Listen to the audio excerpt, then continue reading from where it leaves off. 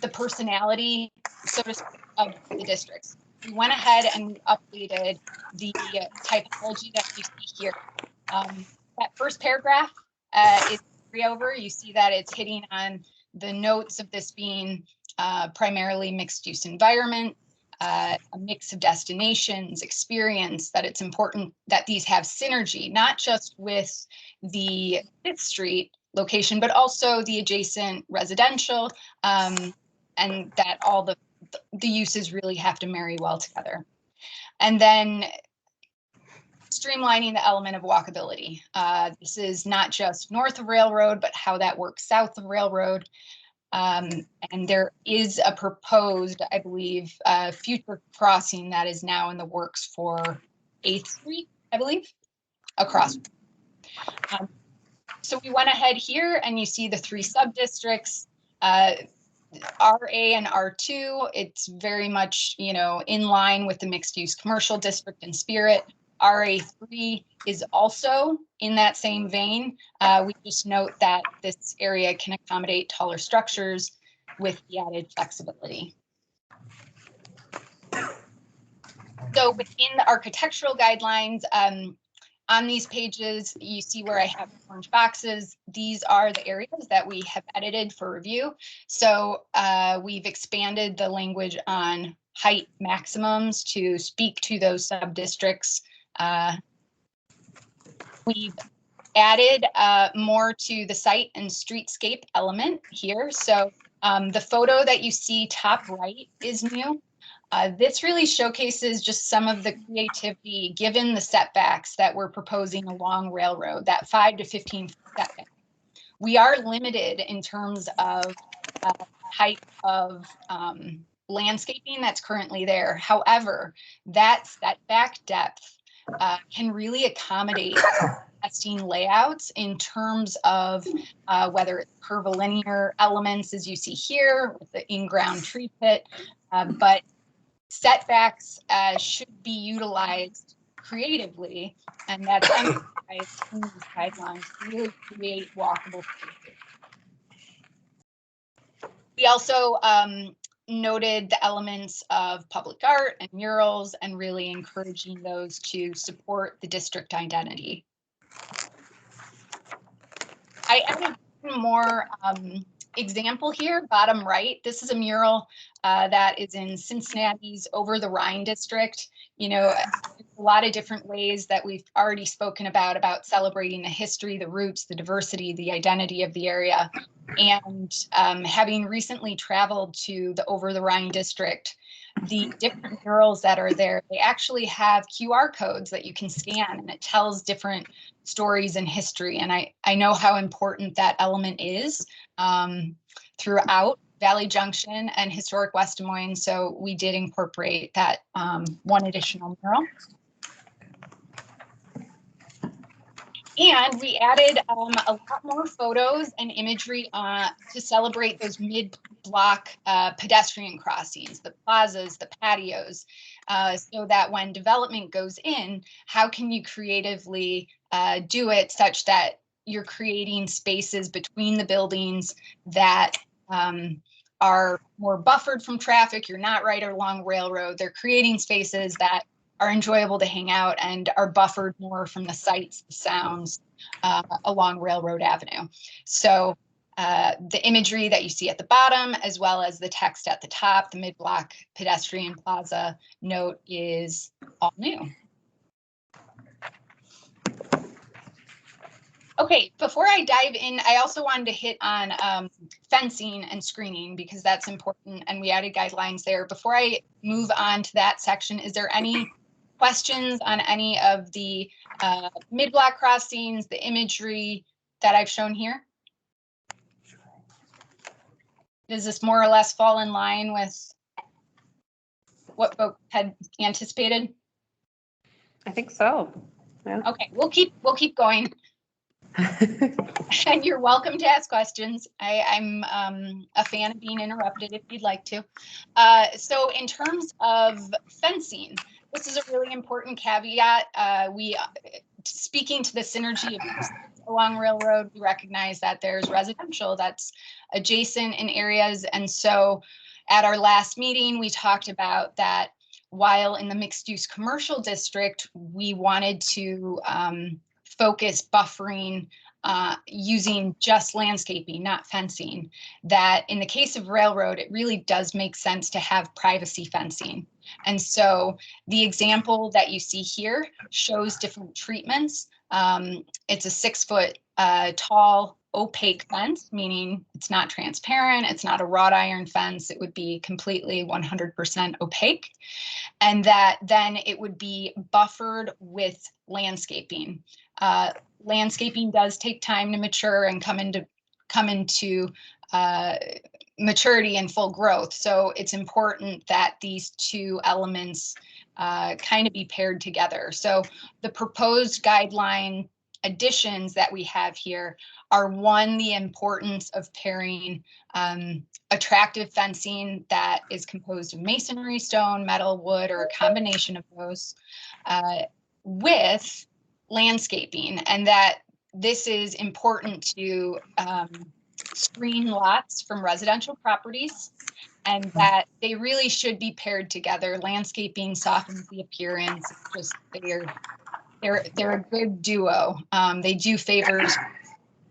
So the rendering kind of celebrates the guidelines that were proposed here. Aaron, a couple things real quick. One, that 5 feet may be a little narrow, right? I'm thinking probably more like 10 feet if it's at all possible, because a couple things happen in there. One, you just need plant space for the plants to grow. And two, a lot of times, particularly if there's a parking lot there, you need space for snow storage and stuff. So I think 5 is a little tight, so we might want to look at bump that up. And I think actually when we get to other illustrations, we had shown 10 in some of our concept sketches. So, and I saw that Debbie had her hand up too. So, Yes, Thank Debbie? you. You might be getting to this, but I'm just curious because lighting is a big thing for me for safety reasons and for aesthetic reasons.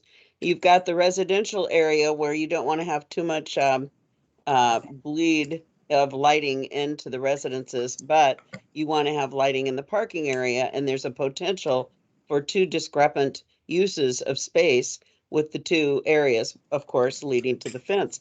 But have you thought about what kind of lighting would serve both needs? Yeah, that's a great question, Debbie. So that would likely be addressed as part of the zoning update. And what we can do there is, one, I believe that the guidelines already prescribe not being downlit, so they aren't going up. And also within zoning, you can clarify what spillage is allowable outside of property line. So typically, especially in residential areas, you would want that at 0 foot candles, meaning outside the property line, it's not affecting those adjacent residents, but you still want it to be well lit. So those elements are in there. Anything you want to add to that, Mike? it's a great comment, and we might actually want to add something in the guidelines to talk about this a little bit too. But the great news there, Debbie, is that with some of the modern LED lighting and stuff, you can really direct that stuff, and so we can make sure that it's done in a way that doesn't have a negative impact on the surrounding residential properties. We can direct it just to the parking lots. We can keep the foot candles at a reasonable level, so it's not overly bright, but it's still bright enough to be safe. So there's absolutely things that we can do there. And absolutely, I've seen it done wrong too. So your point is well taken. And we probably should add to the guidelines some provisions for that to make sure that it's done in the right way. Nick, did you have a comment? Yeah. Nick Woggy, 136 3rd, down the hood. Ellen, can you hear me? All right. Aaron, I'm going to address this to you and Mike. Since Railroad Avenue, the buildings will be oriented facing south and 15 feet off the pathway, parking to the rear of the building, which would mean north side of the building. The residential homes there are oriented east-west. Many times those residential buildings and homes are only 10 feet off the property line. Would it not be better to uphold and keep the city standard for commercial, which would require a 25 or 30-foot setback between business and residential property, than a 10-foot to eliminate the light wash and the noise from people coming in? You're planning on using part of those buildings for residential apartments, correct? Which means you will have people working the early shift, mid shift, late shift. So there's a possibility of traffic going in and out at all hours of the day. Also, I think it'd probably be appropriate in an area like this to allow for 8-foot opaque fencing. Your thoughts?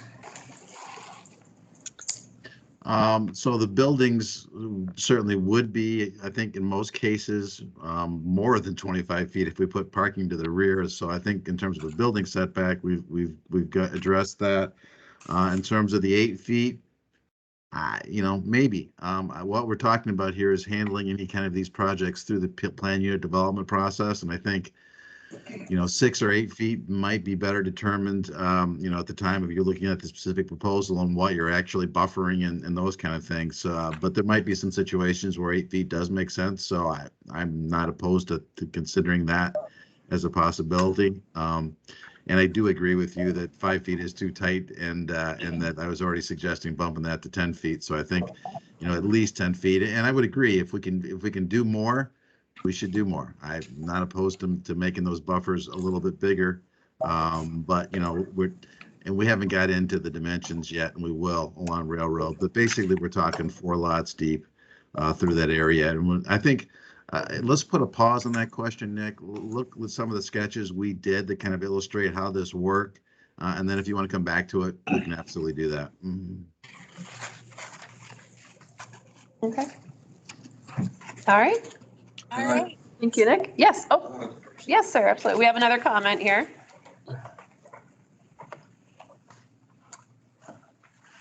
You know me, Gregory Allen, here a second ago. Can you hear? My question on this, where you talking about these RAs, I don't know who's gonna be on the panel then, but don't the railroad track come right in between this? Going back to the maps here. On the south side of there's two, the RA districts are on either side of Railroad Avenue. Right. On the south side of Railroad Avenue, there are railroad tracks between the properties we're talking about and Railroad Avenue. Okay. So yes, there are railroad tracks there. So wouldn't that cause a problem for people living there? When the train goes through? So in Chicago area where our office is, there are, gazillion's probably not the correct word, right? But there are a lot of examples where you've got residential along railroad tracks, and it does require some additional soundproofing and those kind of things. But it has certainly not inhibited the development of housing in some of those locations. That said, there is space on at least 1 or 2 of those sites in the RA3 area we're showing south of Railroad Avenue, where we might be able to do some additional buffering and separation, and maybe we can plant a row of evergreens or something along that edge to increase that buffer as well too. It's a good point in terms of the noise, but I think there are ways to mitigate that. Mm-mm. I'll also point out that those same railroad tracks continue west, go past EP True. There's apartments that on the south side of EP True, west of Once you cross Grand. once you cross Grand. They're ended around Grand, because it goes around Grand over there. No, No, those same tracks go behind. Maple Street. I Yeah, used to they live go on back Maple behind Street. and they cut through residential neighborhoods, things of that Mhm. nature. It's a legitimate concern, Yeah. and that's something we need to Yeah. look at. But if are you putting multi-houses units or apartments or whatever in this R or single houses? Because that's gonna make a difference too, because in Chicago, most of the houses are multi-units. And so they got 6, 7 stories in there. Plus Chicago has an overpass too, where the railroad goes across. So my other concern is, in this diagram, your thing has a white square for Valley Junction National Registry District. But I don't see no white squares, I see the white numbers. Oh, It's he's, the black line. Yeah, referring to the boundary, which is what you see right here. Oh, okay. Yeah. I was looking for the white, because everything else is color coded. All right. We can certainly make that a line versus a box if it make it more straightforward. Well, I just want to be consistent, that's all. thank you for your questions. All right.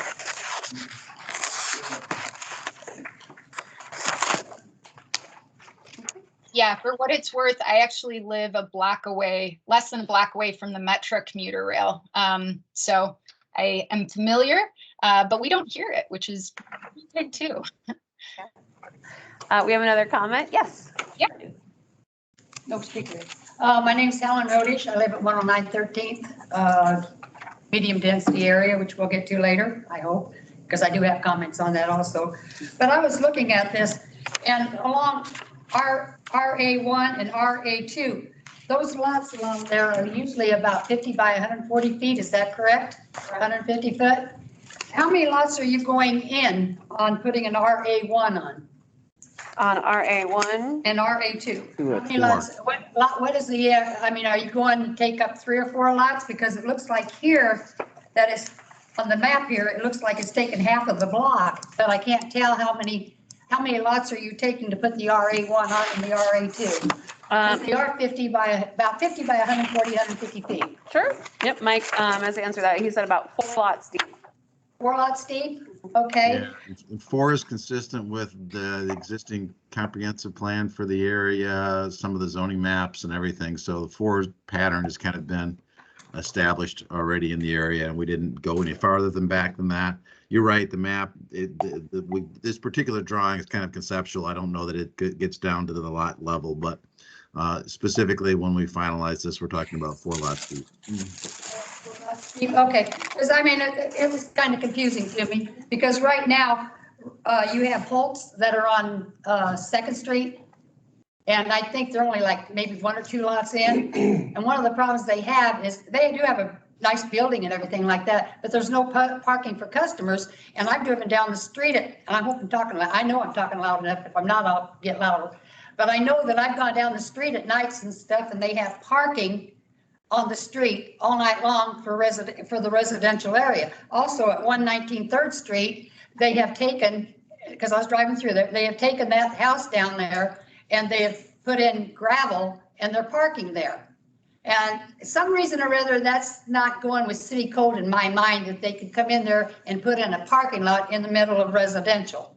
So this is the problem that we're having at this particular time for what I'm saying. Okay, is there any comments you guys want to give me on that before I get started here some more? So are you saying it's a residential house that's put that gravel parking lot in? Yes, they had taken the 119 3rd Street down, demolished it because it should have been gone a long time ago.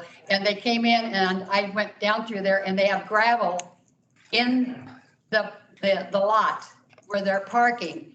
And it's rock is what they've done.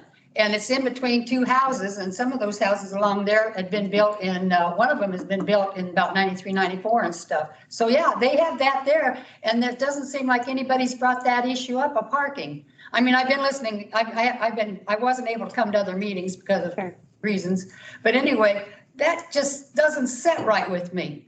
That you're talking going 3 stories high and 2 stories high. Why aren't we keeping this residential or keeping it like Valley Junction instead of being EP True? You're bringing EP True down to Valley Junction. And when I was on the committee in the 90s, we wanted to keep it uniquely Valley Junction and keep it separate from being the big city that you're trying to do. You're putting in, on those 4 lots, you're putting in, let's see, 3 stories? Come on, give me a break. And 2 stories high. And right over on 9th Street, you've got your little area. And when we grew up, I grew up in that area. That little area there is from 11th Street, and now it's shrunk to 11th Street. And it's gone from 9th Street, instead of staying over on 8th Street, they crossed over. And there's a Colorado thing there. They're quiet people and all that, but now they're putting in a food cart. And I visited over there, and it's like, oh my God, you know, here's a traffic coming in. They're throwing papers down. And the lady that I was visiting is here tonight. She can speak for herself, but I'm speaking now.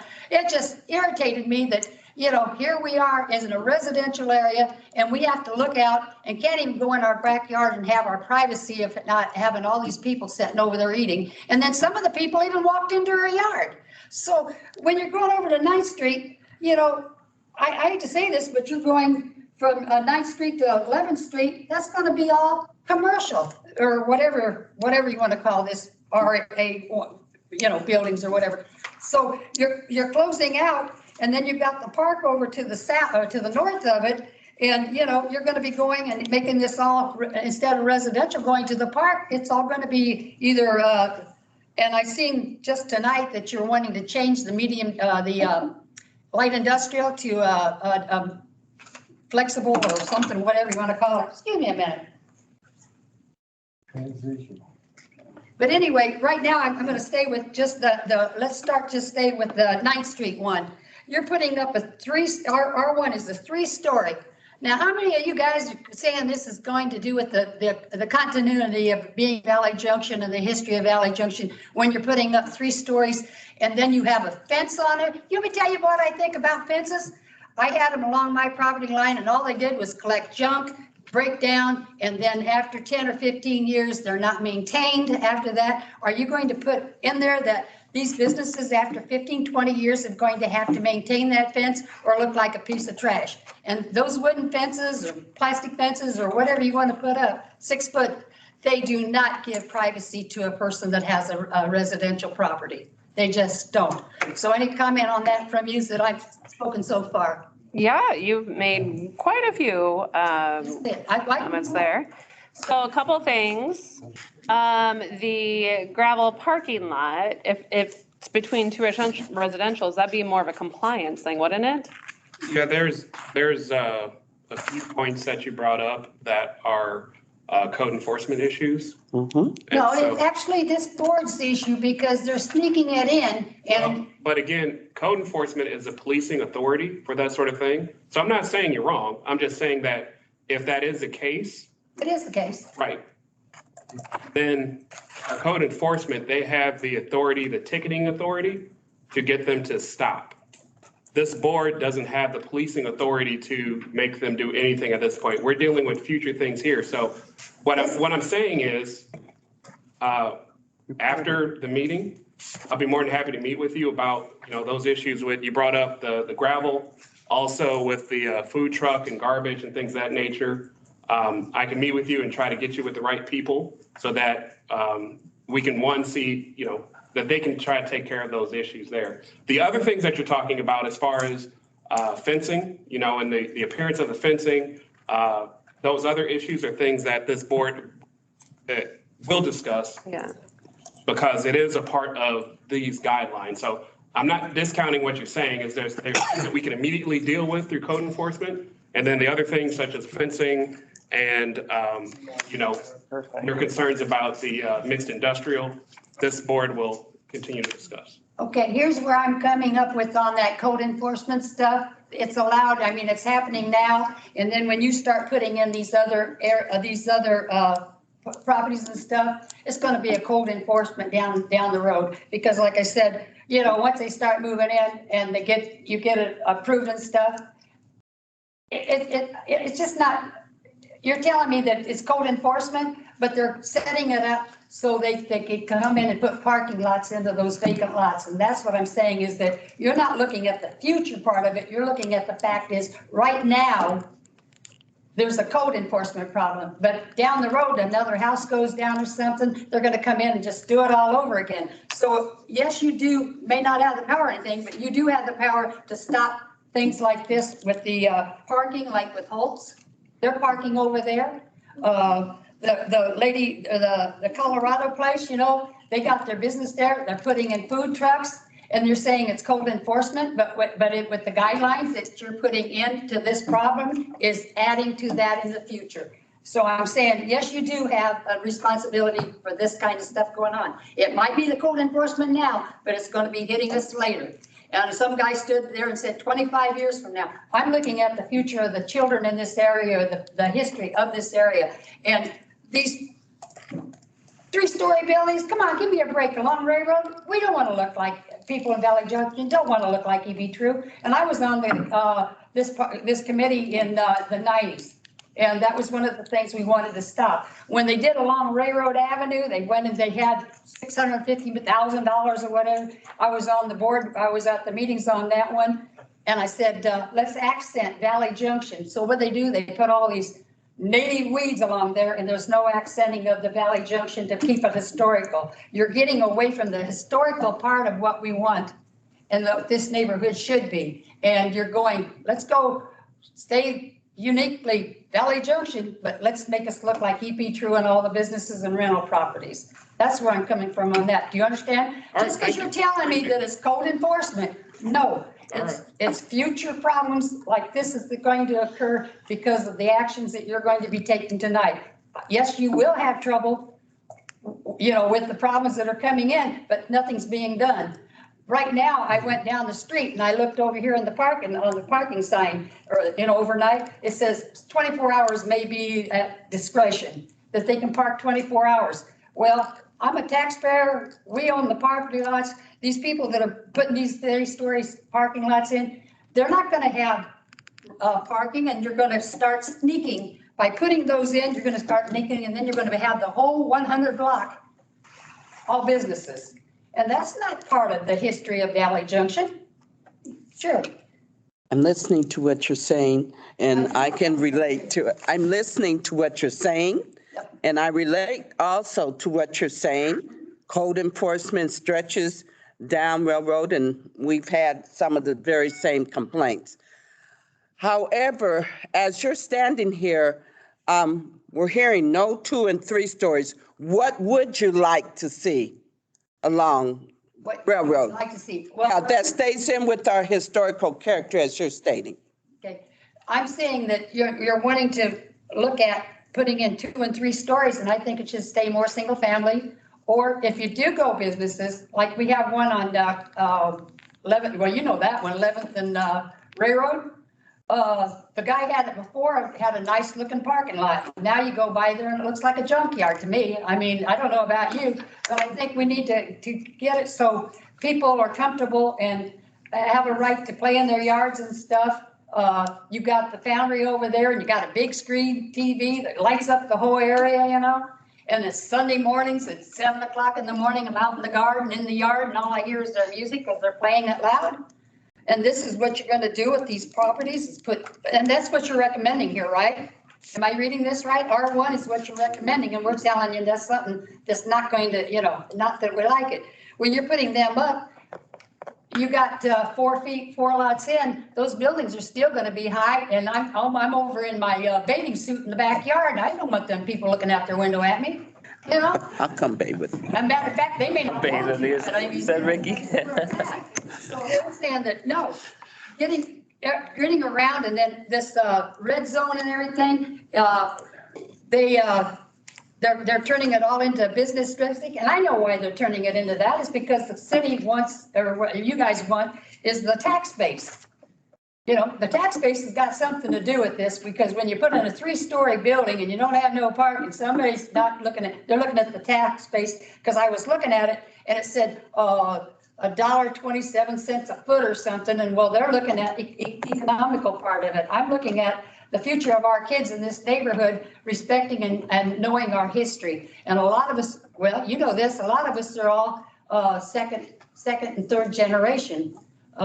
First generations, there's only a couple family members in my family, but I'm now first generation. But my family has been as long, some of these others, not too many of them, but have been here since 1909, 1904. So it's something that you don't have that uniqueness out at EP True. So what I'm suggesting is yes, scrap that and come up with a better plan of either putting better housing in or at least smaller businesses that can go with the uniqueness of Valley Junction. Big businesses, we don't even have right now, we don't even have a grocery store. We had Brody's, we had Yost and a few others. We had Steelwells. We don't have grocery stores in the area. Where's the bank at? Where's the schools at? You're taking that all away from Valley Junction. Okay, not to interrupt you here, but the public comment is limited to 5 minutes and we have exceeded that. 5 minutes, I can tell you what I think of that 5 minutes too, because I was told to shut up by 5 minutes and let another guy talk 29. So I'm sorry, but I got one other issue I wanted to bring up, because I'll come back up again. I will, if I can, move that she be given additional time. Okay, absolutely. Now you cut me off. God, got now. But like I said, shade in the parking and stuff like that. But right now, we're talking just about the R1, RA1, and RA2. Then you'll be coming down to the medium density and across the tracks later. Or is that where we're standing right now? Because I'll come back up again.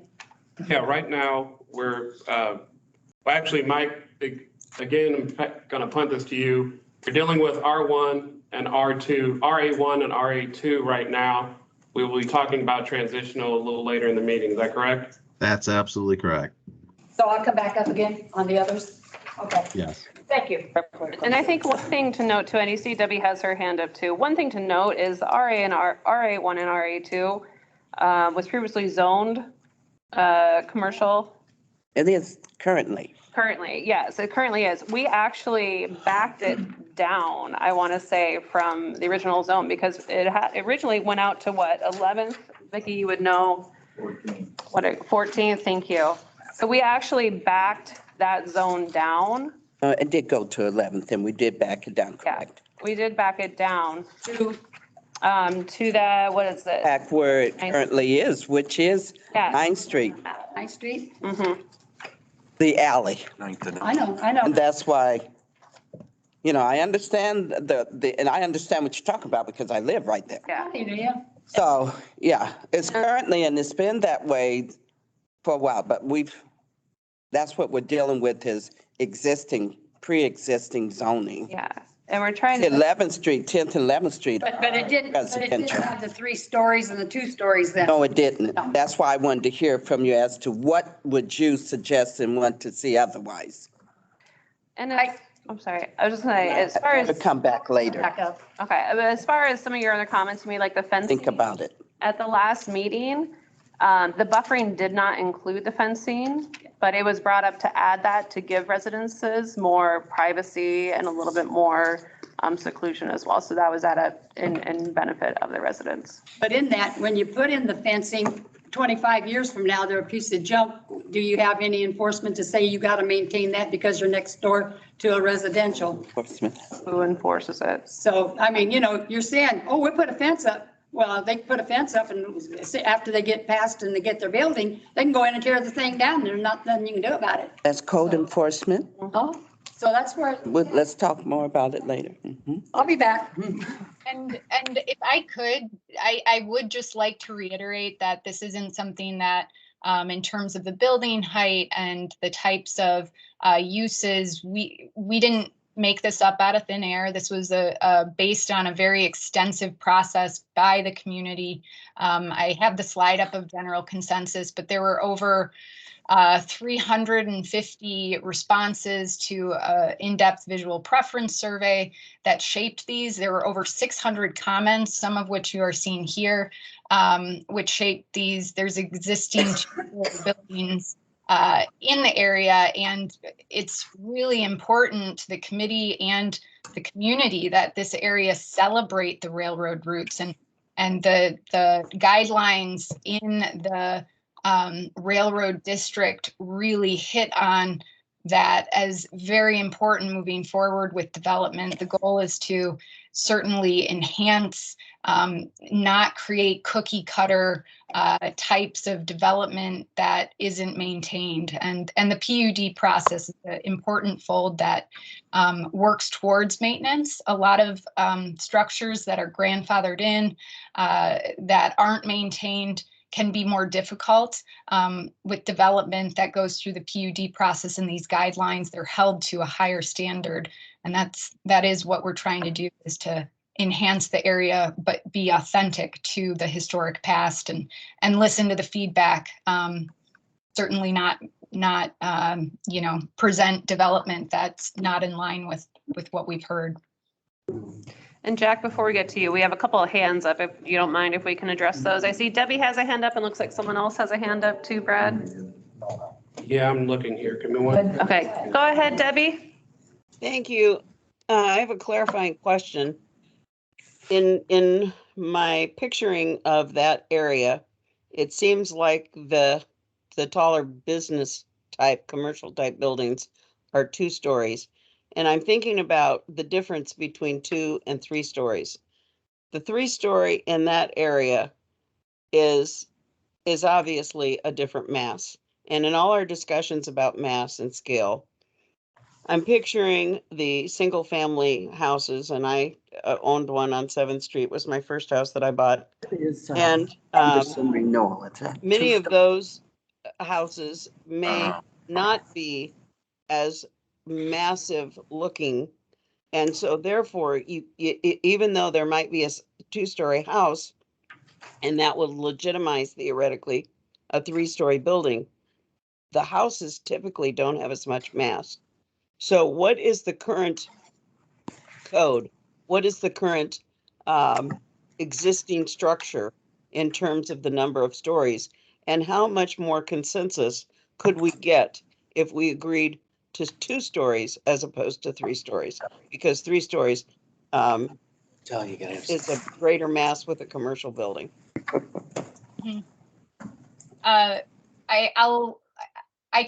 We can go into the development renderings, Debbie. I think that would kind of help, but I also want to be respectful of the fellows at the podium. Debbie, are you okay if we come back to that? And we have 2 Absolutely. I really, it's very important for the community to be able to speak. That's very important. Julie also had her hand up. That was the other hand. Julie also has her hand up. Okay. Jack, let's get you real quick and then we'll get back to Julie here. Real quick here. Okay, we're talking about going north. Are you proposing? Can you speak up? Talking about railroad, okay, going north. Are you talking about going 200 foot from railroad, 4 lots? Yeah. Yes. After one of the meetings, we sat there and said, you wanted to go all the way to Maple, and we said no. So you want to go in and wipe out residential homes? No. No, not wiping out. So What's going to now, happen? now commercial. What's gonna happen? So East 7th Street, okay? Isn't that You've got a predominantly? building right there at a lot, and then you're going to take 2 more homes. That's what you're proposing. One business on one side. It's currently already zoned Dozen houses. that we're not Brad. proposing. Brad, Yep. you want to maybe pull up your map that has the layers that shows the existing zoning and the lots and stuff? I mean, we're getting into this conversation quite a bit, and maybe that would be helpful. All right. Question. Well, I guess the thing is here, should we Mike, should we go into Julie and then get into that? Yeah, or? yeah, Okay. please do that. Okay, because it seems like we're hitting a lot of different points at the same time. We have a lot of questions that I think revolves around the same thing. We have height. I'll bring it back up here in a minute. Okay, perfect. We're going to circle back to that. Okay. Thank I you. gotta leave at 6. Height and depth. Julie, you have your hand up? Yeah, I guess I just kind of wanted to make a comment that it's feeling like what we're proposing for Railroad Avenue 1 mainly is not really maybe realistic based on what is there now. And so I think maybe there's a disconnect between the maybe ideas of these 2, even 3-story along there. But last time we talked about Railroad Avenue is not really a corridor you like to spend a lot of time on. That's not going to change. we're probably not seeing a lot of people meeting friends for lunch along these businesses. And Meredith, I want to give you credit for pointing out something to me that made a lot of sense is some of the buildings along Elm Street, like the side garage, the coffee grinder, thinking more towards makerspace type businesses that are have modest buildings, not a lot of fuss really going on, but it correlates to some earlier ideas of those makerspace huts or like temporary spaces people want to do pop-ups in. And so maybe looking at some other ideas that seem more realistic based on what's already there and what people are saying about scale and the type of businesses that they want to see there. So that I'm just throwing it out there. We don't have to discuss it, but I'm just throwing it out there and we can move on to some of the other questions. Perfect. No, thank you, Julie. Absolutely. I think this is probably a good time just to show the development examples that we chatted about last time, because there was a lot of question about what is the reality check for the depth of these lots and what can happen. And I'm hearing the question on height's a good one. What's appropriate, especially in terms of surroundings and whether that is 3, 2, 1, what that looks like. So we did do some renderings to understand what actually the sites can support. And this is a 3-story, it could be a 2-story. There are development economics behind what would be built and what makes sense. But the example that you're seeing here, we had put on, I'm going to show you the aerial real quick just to give you a sense. This is between 7th and 8th. So you have that landscape buffer, adjacent parking. This site currently has parking primarily where we're showing it already. This is just an example though, a case study of what can go and what the site can support. So we did play with it. We tried to follow the guidelines. Like this was a very case study approach. 3-story buildings, you can see the breakdown of the different types of uses that we put in there in terms of, ground floor coffee shop, restaurant, retail office, and then 16 units of residential, and what that requires in terms of parking, because that's an important caveat of what these sites can support. The setbacks that you're seeing are in line with the guidelines. So it's got the existing tree landscape strip with the sidewalk, and then that additional depth to create more walkable, inviting places. And we were actually able to get a corridor, a pedestrian pedway, as we discussed last time, being important because railroad is railroad between there. So this is just an example, but it did checkpoint in terms of the balance of parking, what's required based on the shared parking standards, and the depth of the lot. So this was one example. And then the other one that we also looked at was adjacent on the corner of First and Railroad. So again, just an example, but we looked at, I'll show you the aerial first to give you an idea.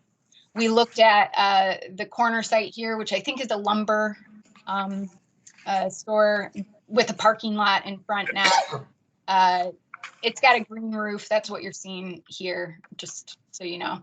But in terms of this case study, similarly, we did a 2-story and did a mix of retail office with 9 units of residential, same setbacks that proposed in the guideline, and similarly actually able to do more parking than what was needed along railroad. We they need to supply parking because we know that that's just not something that can happen on railroad itself. So This was the other example, which is 2-story in comparison to the 3-story, to give that corner reality check to understand it. So I just wanted to provide those. I know that there was a lot of question about what can fit in terms of the reality of the depth of the lots. And, you know, we are not proposing any changes or tear downs or anything. This is just looking at what the site could support based on the guidelines.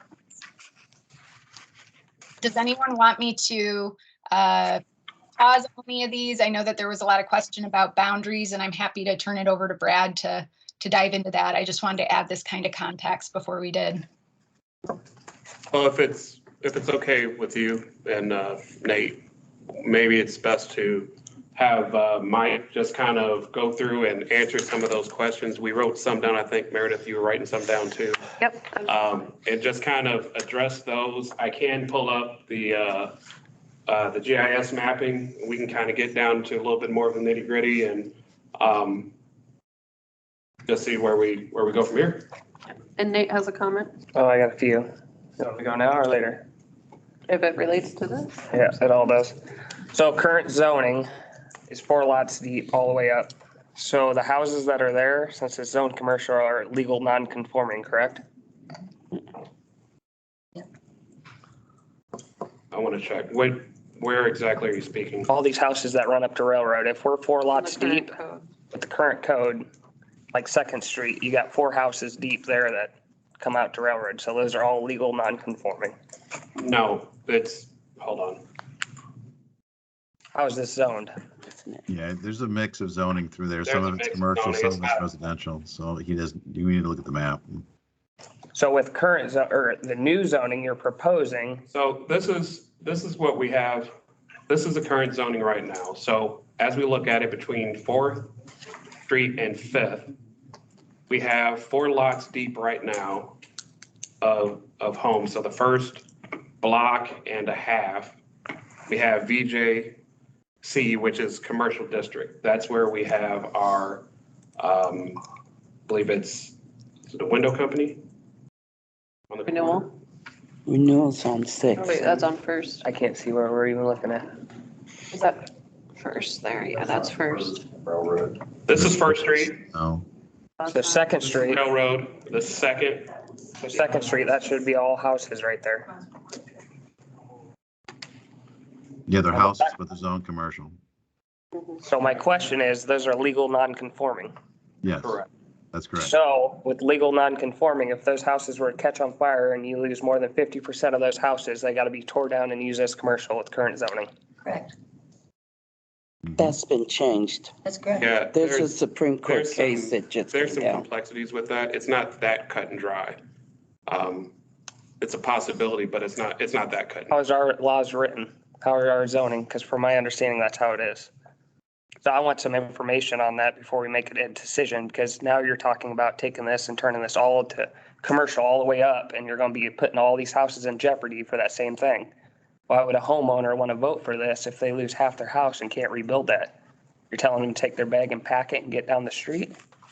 Okay, Nate, if I may. Yes, please. Right there? Yes. There has, that's a good question that you're asking and a good issue to bring up. Because legal non-conforming down Railroad, you have with residents being legal non-conforming, you have some businesses that have been zoned residential, and they're legal non-conforming. I want to say maybe a year, possibly 2 years ago, Iowa Supreme Court case was ruled that affect legal non-conforming use. And I'm going to say maybe it was about 6 months ago, the city made changes to come into compliance, but it's correct. That's something you need to know so that what can be rebuilt if there's a fire, destruction. I think, I'm not absolutely correct, but I think you could tear down now in legal non-conforming and rebuild. I think that's be good information we needed. But that's something that Though. be brought to us in the correct form. Because even when we get into transitional, we're going to be in the same topic. We're going to have the same conversation. And there's been changes. All right, I was Jack on again. Okay. I was just gonna ask, you know, in this whole process, originally it was started for Fifth Street, okay? Now we're all up and down Railroad. And how far down Railroad are we going? Okay? There's already an area carved out that's been given the blessing not to touch our area, okay? But at what point in time does that protect you? Say it again. 5 years from now, they come back and say, nah, we're gonna go back and we're gonna take half of that. Okay? You can't do that. So you gotta be very careful in what we're doing here. I'm just saying, before you vote on something tonight, you might wanna make darn good and sure you know exactly what's gonna happen. That's all I'm saying. Hey, Jack. So I would suggest that we do ask for a clarification on what the effect is on legal non-conforming use now. Mm-hmm. And that'll probably come from legal. And then I guess my next. Brad to take care of getting that. Yes. My next comment on RA1, 3 stories is ridiculous. I mean, that's backing up to residential, and we're going 4 lots deep, and kind of, Vicky kind of brought it up, and a couple others did. If you were to look at 1 stories, I know that's not the best use of money, but you can put up a 1 story pretty cheap. We could probably lessen the depth of these lots too. We could probably go to three lots deep, or even 2 lots deep possibly, and probably be 3 lots, but thing we got to keep in mind is this is affordable single family housing. We got a lot of people on record saying we need affordable single family housing. This is as affordable as you get down here in Valley Junction. You go out west, you're gonna pay $100,000 more for a house. This is affordable. Not much more over rent down here. I don't know anymore. And we're looking at this in this area, and we're looking at it in the transitional areas. We're going to start taking housing out. We got to take a serious look at this and what we're doing and how this will affect the housing around it. Because I'd like to see how many houses we're talking if we played this game right now, how many houses we would take out of here. Is it a dozen? Is it 20? Is it 30? Please. I'm a visual person. So of course, the zoning as is pre-existing. It hasn't changed. You can change it. Right, and that's why we're here, absolutely. But what I'd like to look at is what's already. So I think Anderson's renewal window is a good example. I believe that's 2 stories. And then the property right on the southwest corner of 5th and Railroad, 2 buildings. 2 floors, 2 stories. So what's already there, and give a semblance of what it would look like. We have to be reasonable and making it, so I'm open for the 1 story, 2 stories. Right now, we have automobiles primarily. See, and that's a 1 story building. I think that's what we got to be mindful, what's backing up to it. So 5th Street is another building. 6th Street is a window place with a parking lot behind it. There's no residential there. And I think that's just something we got to be really mindful. You go down to Holt, that's a single, I'm pretty sure it's a single floor building. So, just something to keep in mind. Casey's, single floor. The auto repair shop, single floor. We need to be mindful what's behind it and be respectful of the residents that are there. Any other comments? Right, and Can I chime in on that real quick?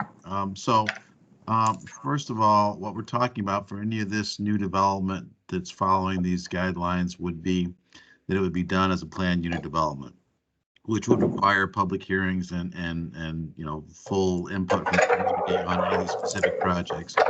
We are not suggesting rezoning any of this now.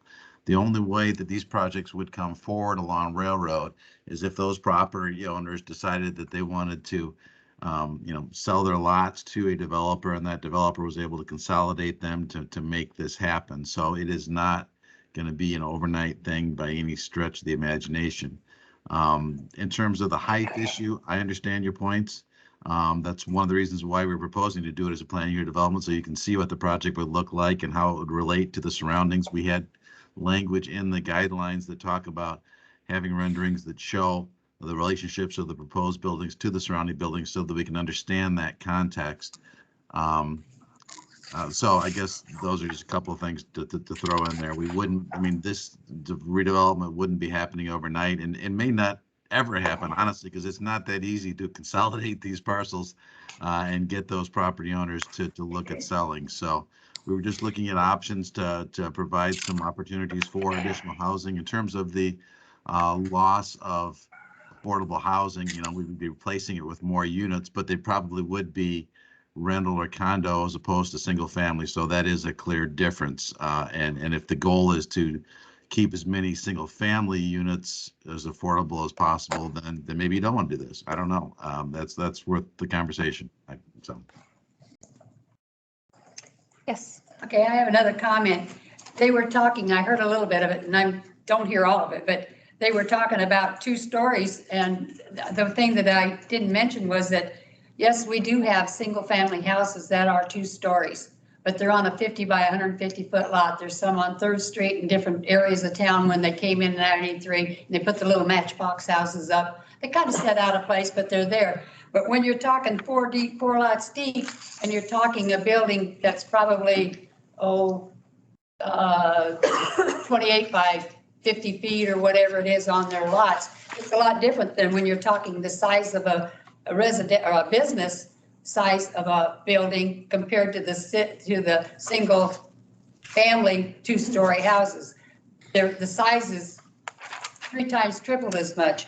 One of the things too is that I haven't heard anything about that part, but when you put in it down in the industrial area, they got a small building on the subway. They couldn't put any bigger building than that in because they had to have parking. And you go take and then you put these areas with parking, you've got to have setbacks unless you're changing them for all the greenery and all that other stuff. So you're going to end up with a smaller 2-story building that's going to look out of place being in a unique area of being Valley Junction and not EP True. But yeah, I think you should, when you're talking 2 stories, it's apples and oranges. It's not the same as a business or, you know, a business, whatever type it is, to a residential. So there is a difference between the sizes of the building on their heights. I didn't hear that from anybody, but I did hear somebody say that, you know, that there's 2 stories. Just because you're judging the 2 stories of a single family, 2 stories in a business is totally different because you have 50 times more people going in and out of that business than you do a family that has maybe 10 people a year in their house. Who knows? You know, more than, you know, a small family. I think that comment has been made. In a business. So I'd like for you to take that into consideration when you look at those R1 and RA and R2, A2 or whatever. And your other parts when you start putting them in. Shock value, I drove down 5th Street. There was these, whatever you want to call them, but they were not built to set into the environment of what Valley Junction and the historical area. Are you trying, with this kind of zoning that they're trying now, are you trying to get rid of the historical value of Valley Junction? No. Will he be true, or are you trying to stay true to That's why, Valley Junction? that's why we're having this whole process. I know, but I'm just giving you my thought on that. Sure. I'll be back again. Okay. Well, and to answer that question though, like, this is why we're having that process and coming up with the guidelines. So that way, if something is constructed or rehab, that it contributes to the area basically. And so it does have a cohesive feel. So that way, you know, to use your word, you know, eyesore or whatever it is that you use, that. Well, you're trying to educate yourself on being new in town and figuring out what we want, you know. What now? Being new in town. You've only been here 30, 40, 50 years, you know, and you're new, you know, from Valley Junction. We've got family members that go back, you know, to the 1909s and stuff like that. So I'm not being insulting or anything, but, you know, the history, you have a lot of history with some of these older people that could tell you what, you know, there was a speakeasy across the tracks and there was a gambling joint upstairs, you know, and these are things that people don't know in Valley Junction that we grew up with and it'd like to be passed on, but yeah, I don't know about some of it, but yeah, you know. Okay, well, thank you for your comments. Yeah. Yes, Nick. Wuggy again. You're talking about 2 and 3-story buildings. Do you have a height limit on these, Mike? Yeah, I'm glad you brought up the height limit. It's actually interesting, Nick, when you look at it. The area where you could build the tallest structure right now is actually in the single family district. You can go up to 40 feet in the single family district right now.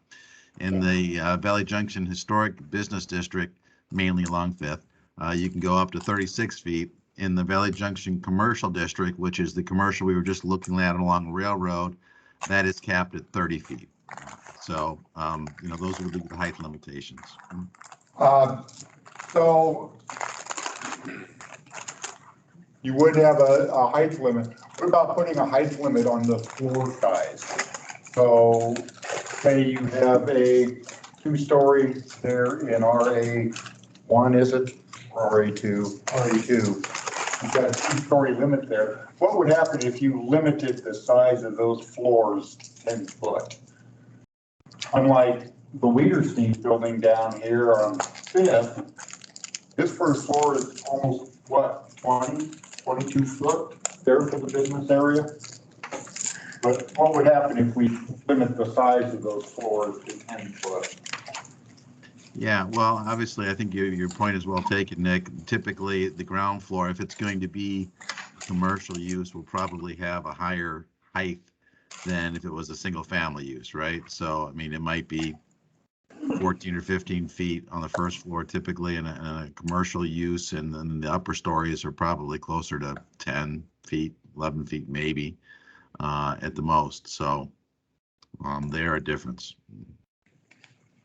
Yes, Nick. So it kind of got brought up, Elm, and how that shop's set up through there. What would it take to put small businesses through there for like mom and pop shops? If we could do something like that, that would be, I think, I know cost of construction is high. Rent's gonna be a little higher, but if we put our focuses on, putting little small startup shops through there, I think that would be a better use of that than putting 3 stories up or even 2 stories up. Let's focus on the small businesses. So I think that's what we're known for. Well, and even if you had 2 stories where you had the small business on the lower level and then you had like an apartment above, but not like, 8 units or anything. Maybe it's like 2 units or 1 unit or even like that above kind of thing.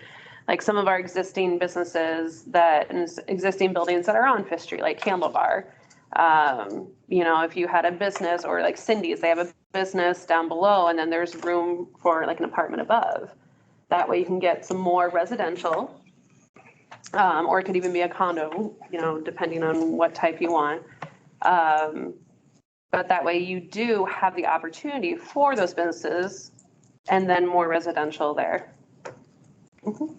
Like Just one point of reference, just so we know whether we agree or disagree with it.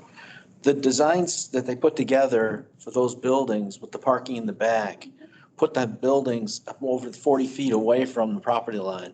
So there's a big difference between a 3-story building, which I adamantly oppose on Fifth Street, and a 3-story building on Railroad because of the nature of the design and the proximity to the other property owners. In addition, they've gone ahead and did everything we asked them to do. They put an alleyway in essentially between the buildings with an area that can be used for different activities to enhance things like farmers market and stuff like that. They created a buffer between a busy street and a residential area by putting those buildings in place, which would actually enhance the livability for the residents that are there now. And they incorporated building materials that are consistent with Valley Junction on Fifth Street.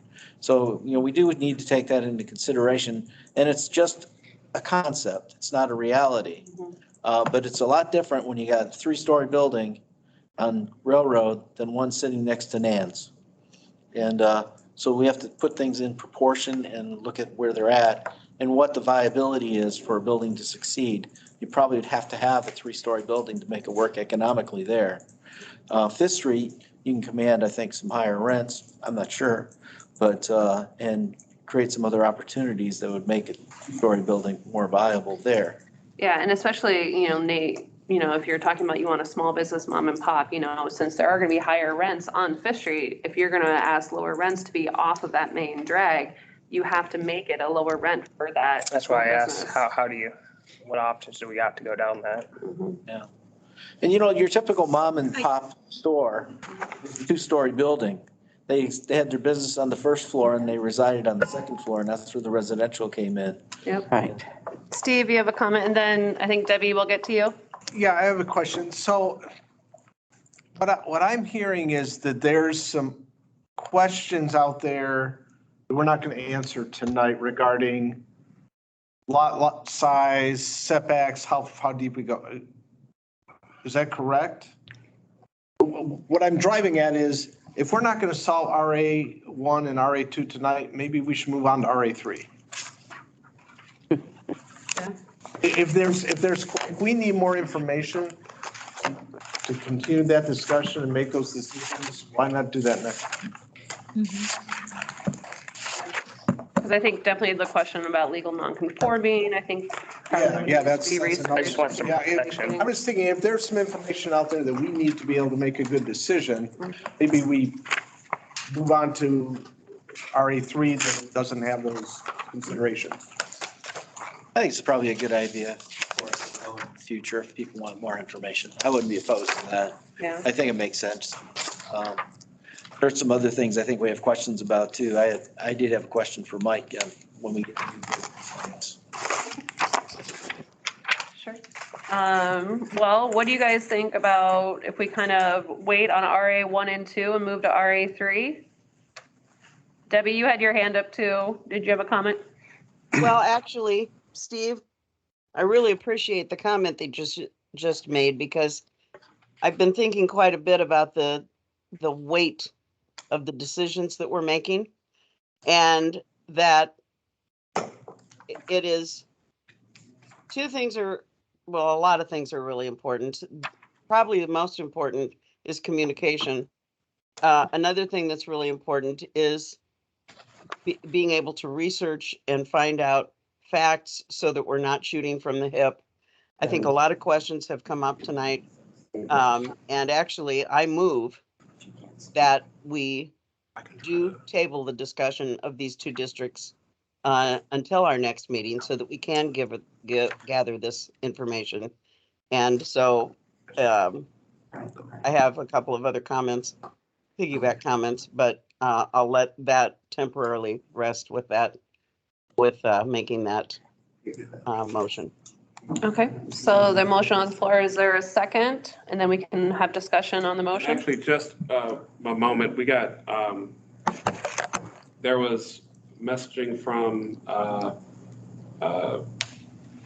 Councilperson Hardman. She had some comments. She's having some technical issues. There was something that she wanted to say. Okay. I didn't know if Renee was there or not. She was having a hard time hitting the hand up button. Okay. She did message in the messenger to try to say something. So I don't know if Renee is there and if you're. Renee, oh, well, Thank you. I am here. I am having some technological difficulties. I'm hearing about a third of the conversation. I do think I have some unreliable internet, so it is probably my fault, so I apologize. What I did get was some points. I think I heard the most of what Ralph was saying, because it kind of came on during that time. But I am hearing that we're going to table discussions on two components until we come back with more clarity on some of the questions that were raised. And did I hear that we're wanting to limit stories to 1 or 2 along railroad as well? I heard a little bits in that. So I'm not saying we need to repeat everything, but I do agree that we probably should table a couple of those discussions until the city comes back with clarity on some of the things that I heard was raised. But I'm at a place where I'm having unstable internet, and I'm really, really sorry. okay. No, thank you for that, Renee. Yes, there is a motion on the floor to table RA1 and RA2, so we can gather some more information on that. Is there a second for that motion? Second. Second, okay. No, that opens it up for discussion. Is there discussion on that motion? Yes. Yes, sir. My only quick question about that is, what questions are we going to come up with for answers next time? Part of that motion. We talked about table it until we get answers, but we don't even have a question. Yep. To even get answered. Okay. So, secondly, on that same motion, is that when you talk about height, I'm just throwing that, what is the maximum height? Because he's already said it's going to be a certain height already. That should be one of the questions of what's the maximum height. So that is, yeah, one of the questions I think we're talking about is height, the legal non-conforming. The number of existing single-family homes. Yep, the number of existing single-family homes, Setbacks. the setbacks, as far as, Parking and stuff like that, because if you have those 2-story height and 3-story high, you're gonna have more people. You were gonna talk about the setbacks and the greenery and stuff like that, because that's not happening on some of the projects that I've seen. Holtz is an example, they just don't. We answered that. right, and that was answered in here for going forward. Some of it, I wasn't hearing all of it. That's Oh, why I sure. brought it up. Yep. Okay. All right, any other discussion on the motion? Debbie, do you have your hand up again, or is that still up from previously?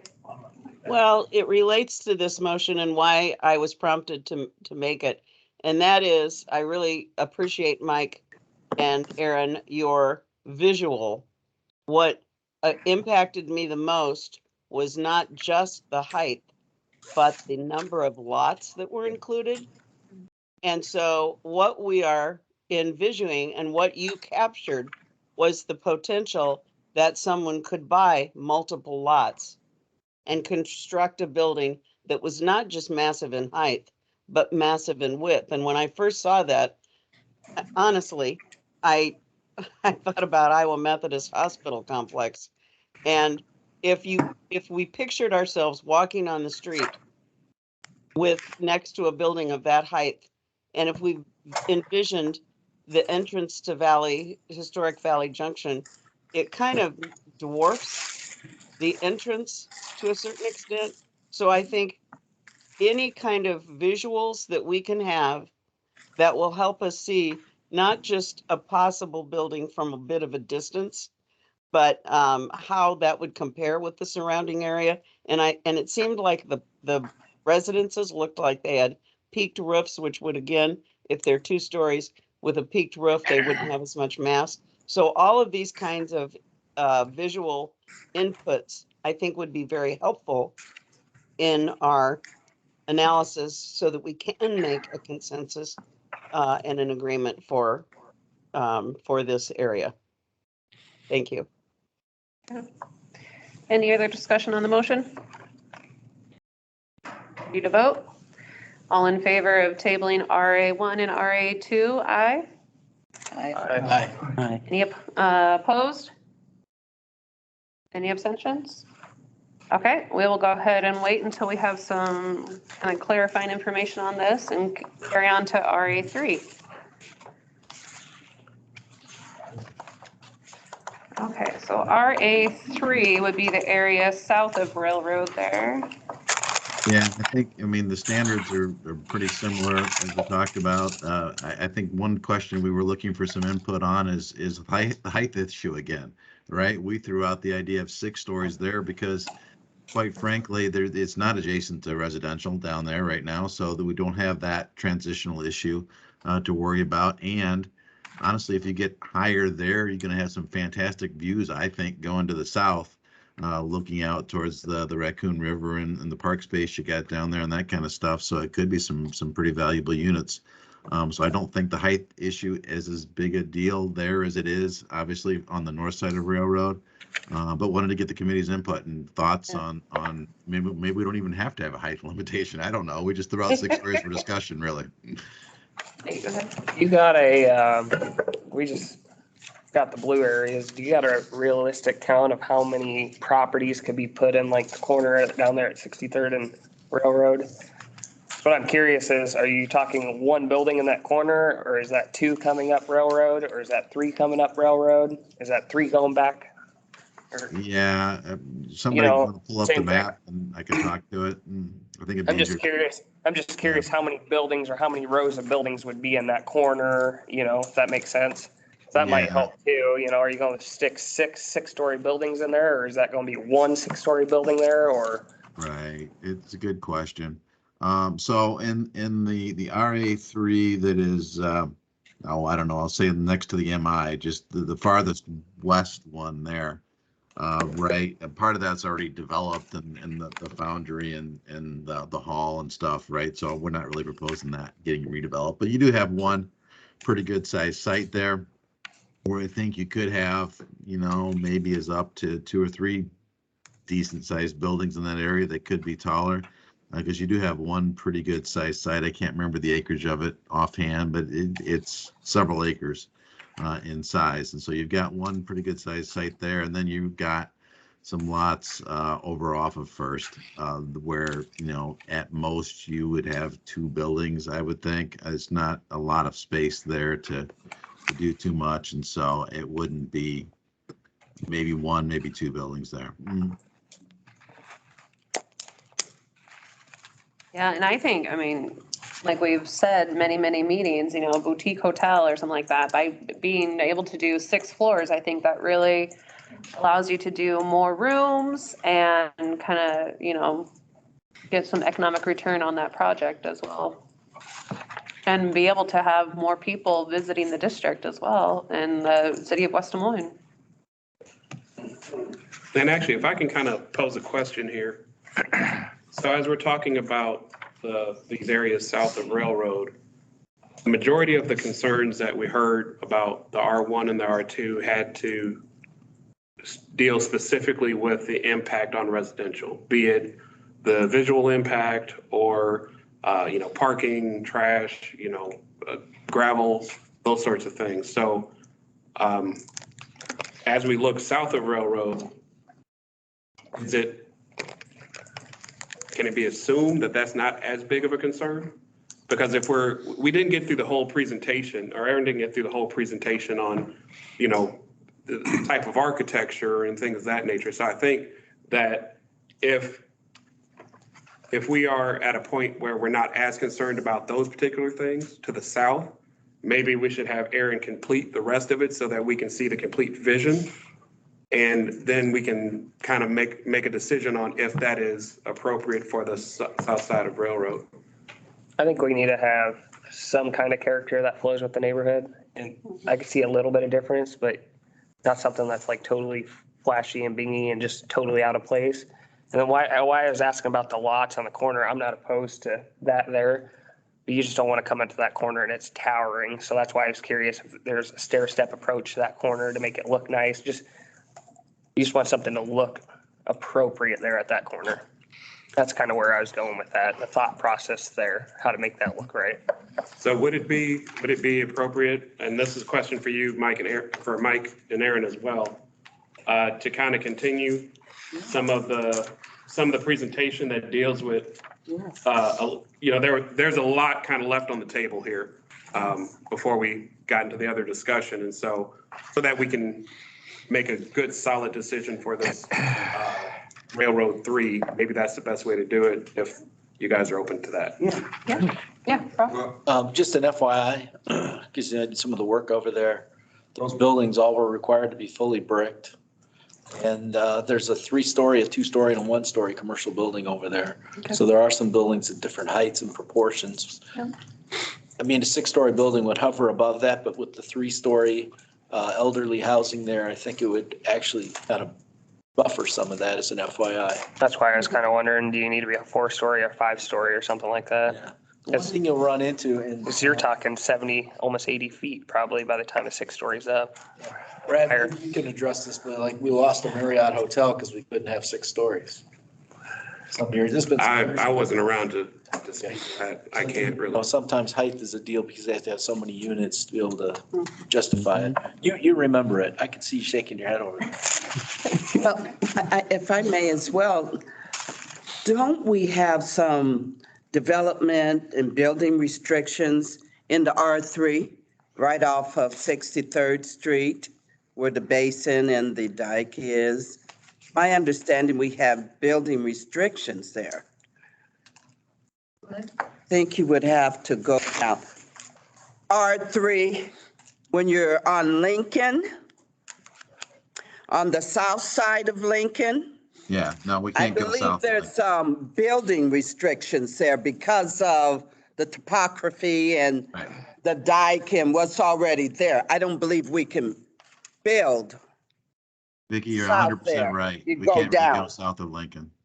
Yeah, you have to go down a bit. And the plan doesn't show anything south of Lincoln. Right. Okay, it's just the RA3. Yeah. Not any plans, Yeah, we're okay, not going any further. okay. So I think, yeah, proceed with the presentation and then we can, maybe that'll answer some of the questions and then we can always circle back to more questions. Meredith, can I ask a clarifying question, please? Yes, Debbie. Have we finished the presentation that would affect the R1, R2? Because that would be important information for us to be able to think about going forward and to be able to connect with our discussion about R3. That's what we were trying to get back to was Okay, finish the presentation so that way it would maybe answer some more questions. I understand. I just wanted to make sure we weren't going to skip the rest of the first presentation Sure. and go directly to the third one. So thank you. Yeah. Did you have The only statement I have is in regards to going into R3. You got pictures of R1 and R2 of the buildings that's supposed to be in there, but you have no prototype or picture of what proposed for the R3. For the R? Just said that. That's what we're, Yep. that's what we we're gonna just get said. into. Yeah, but you don't have a picture. The other ones have pictures. But it all ties together. We didn't get a chance to tie any of this together. We got off the rails a little bit. All right. I like to take detours in this committee. Yeah, right? All righty, let's proceed. Is there, I know we want to put big buildings up there. Is there any other use for that land down there? And when I asked that, like stupid stuff like ice skating ring or anything that'd be, Drive-in movie or something. just thinking out of the box. Is there any other uses? I'm not opposed to that. Don't get me wrong. I'm just, or family community, right? You want stuff to do with your family. Is there anything we could use any of that for down there? Don't know what your thoughts are. I'm just throwing it out there. If I'm crazy, just call me crazy. I'm just curious. Crazy. I probably am. I know one we time we like talked crazy about like an ideas. ice skating ring or Yeah. something. I don't Some know. type of like That's forward. plaza. I mean, when you're looking at floodplain and land that can't be used for development, that doesn't mean you can't have a soccer field there or you can't have ice rink. Or, Thought. I mean, even if you put a hotel in that corner, if you got I want to call it amenity or something there, Yeah. like an ice skating ring, that's going to attract people with their families to come right to that. Mm-hmm. Or need a hotel down. No, I think I don't know, just Yeah. a thought process. I don't know what that need would be. I'm just curious to see if there is a need of that sort of. I think Ties in that. a skeet shooting place would be kind of cool. I'm game. Okay, let's go I back don't to know, the just thoughts. presentation. Maybe they can brainstorm when they come up next time and see if there's, I don't know. Well, Just it's food for thought. important to reiterate, how this has evolved. The R3 came about organically. We initially focused on Railroad Avenue as a whole, and through discussion realized that, hey, there's different potentials for these areas. And so I think it's a really valid point, Nate, and that we haven't explored that. So in terms of the design guidelines for RA3, where we're going to go in the future, what we recapped at the last meeting in terms of the traditional style architecture, walkability, all of that would be applied to RA3 as it stands now. What that flexibility is, the height, what types of more modern materials if you want to go that route, and the experiential uses beyond boutique hotel. Is it, some type of open space? Are there visions there? Those are things worth exploring. We really haven't discussed that. So as we move forward, I just want to reiterate that the last meeting we did go through the architecture. I'm happy to bring the slide back up for that. That was all inclusive for the entirety of the area, those traditional style guidelines.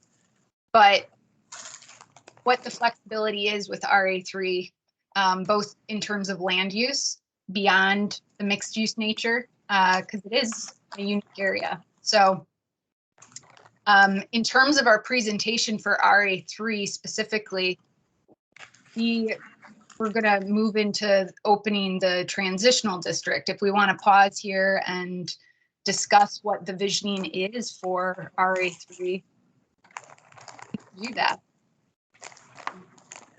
Sorry, I got a sidetrack. Yep. And was there No, anything actually, left great. of was there anything left of the RA1 and RA2 presentation that we didn't get to before we kind of sidetracked to RA3? Because I know Debbie brought that up too. Yeah, no, well, I had shown the renderings, which I'm happy to go through again. If folks thought that I went through that too quick, after the renderings, we then were going to chat about some of the transitional district stuff. So Yep, I just wanted to make sure that we didn't skip over anything when we sidetracked to the RA3 there for you. So perfect, Yeah, I thank you. guess the only thing I'd like to add with the RA3 is some of that came about in discussions and just looking at that area and seeing a couple of vacant lots back there and looking at what was currently allowed. So that large one that is the farthest west, I will call it for right now, is zoned, for industrial use and owned by a company that does mini warehouses. It seemed to me that was the last thing I would want to see on that site because it doesn't really lend anything to the rest of the Valley Junction area, right? So that's where we started talking about that. But I do appreciate your comments, Nate, about exploring other opportunities and uses that might make sense down there. We'll give that some thought and come back next meeting and talk about that more. I think it's a great idea. Thank you.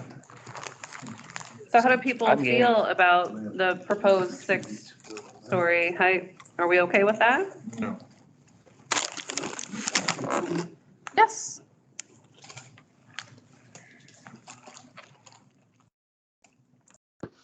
Kevin Goodlaxton at 304 2nd Street. That 6-story seems a little large for that, and I think I heard some good ideas about if we're uncomfortable with the 2- and 3-story buildings on the RA1 and RA2 from a transition standpoint from residential to 2- or 3-story, we could maybe move that 2- and 3 stories to the south of Railroad in RA3. And I think that 6-story is just going to be out of place. It's just going to look silly until maybe 100 years from now. A lot of other 6-story buildings will go up there, and that wetlands that's down there is valuable. There's a tree line that you can see if you stand on that stage by the caboose. And that's something that has value in our community. Thank you. Yeah, I don't think anyone's talking about. We're not going south of. No, we're not going south of Nothing Lincoln. No one's touching that. Nothing. Anything. I understand that. In the RA3 zones. Yeah. That's a little high for 6 stories. And certainly it's good that there's no shading in the flood plain there. May I just ask another question here?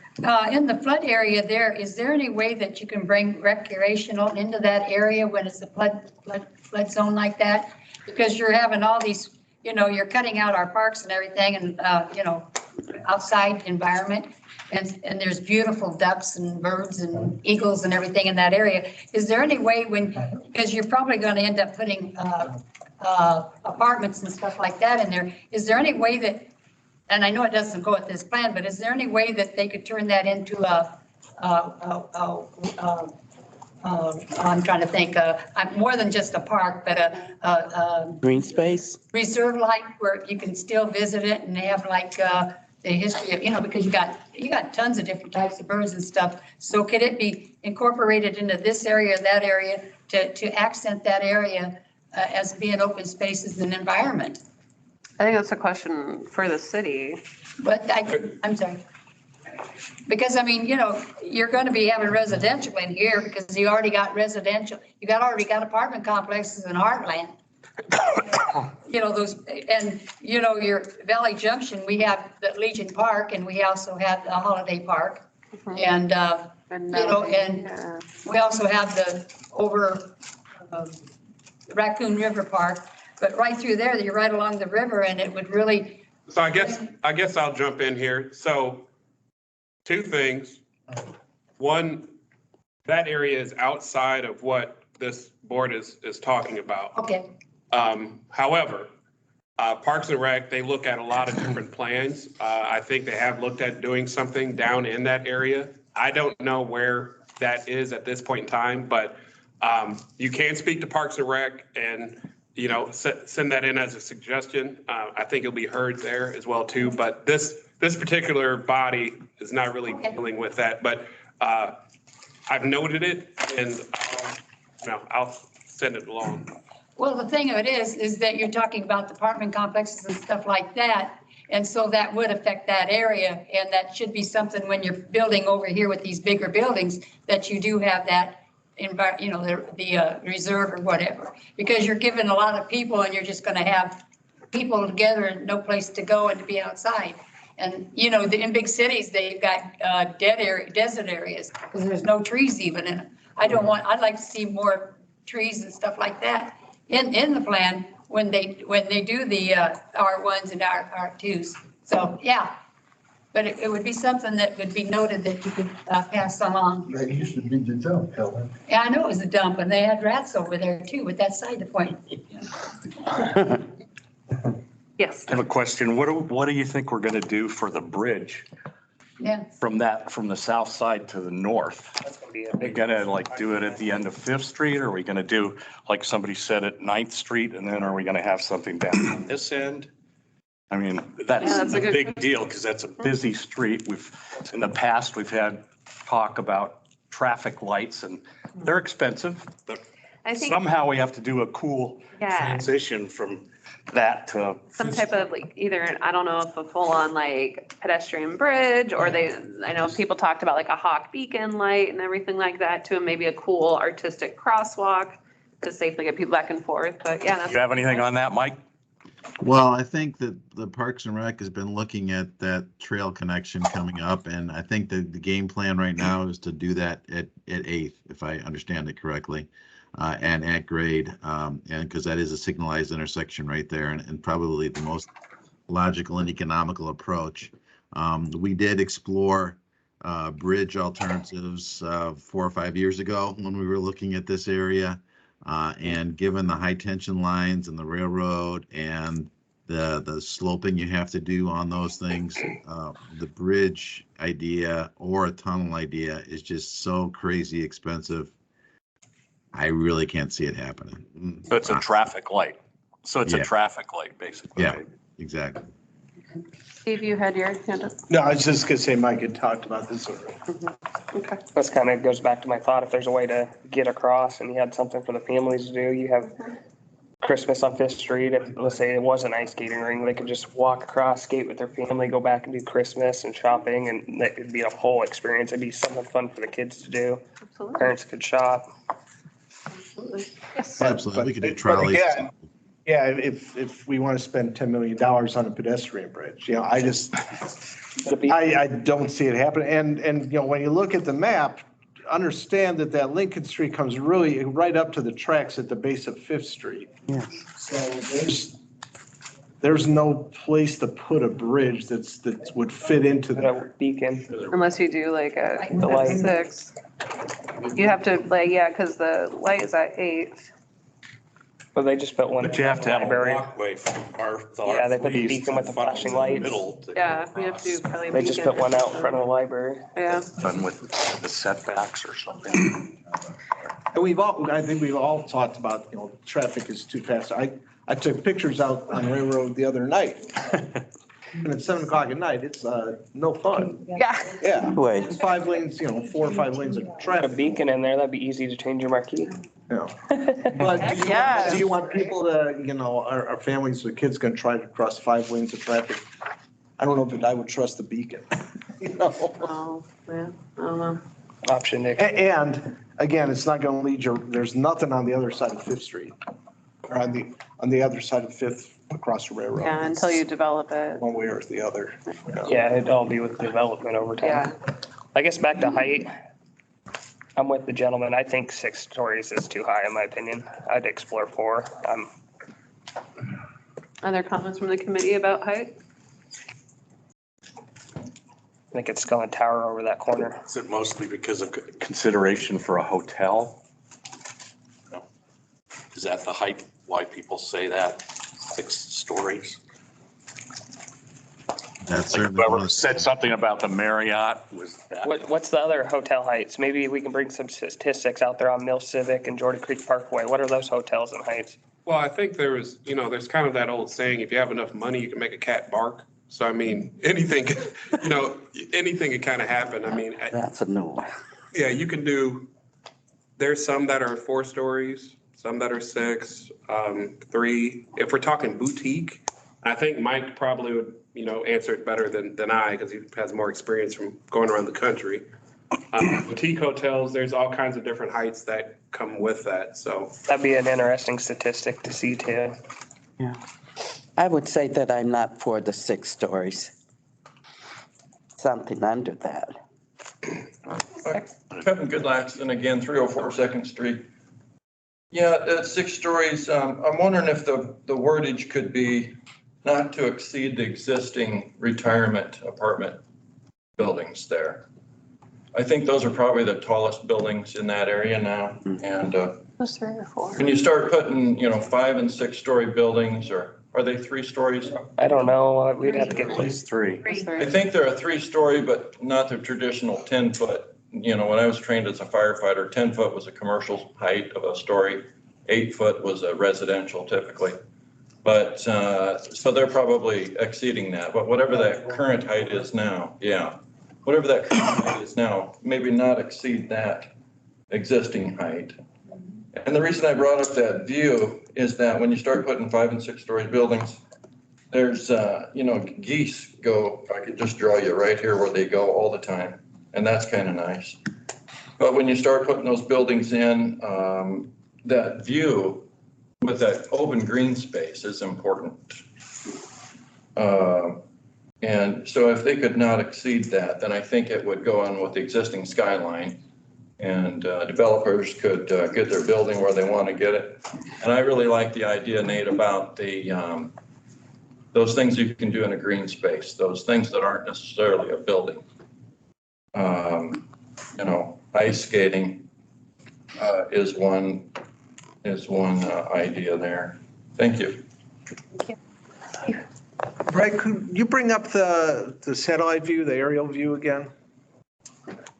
Because there's already, on the east half of that RA3, there's a fair number of buildings already there.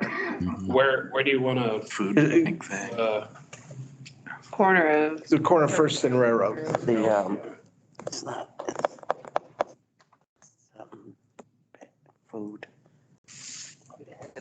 Because maybe getting some idea of the existing building coverage on that section, let's visualize what could go there.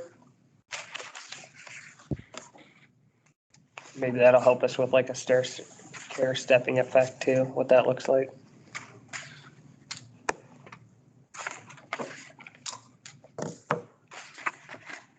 Are you talking about? Yeah. This area? Yeah, if you could zoom in a bit. So what are you thinking? One long building possibly there? Like a big rectangle? Is that? One or two. Oh, say, yeah, I'm saying, so really about half of that area is already taken up by buildings. Right. Yeah, we're only talking about this area here. So for the sake of moving this along, I'll make a motion that the RA3 area maximum building height be 4 stories. Is there a second for that motion?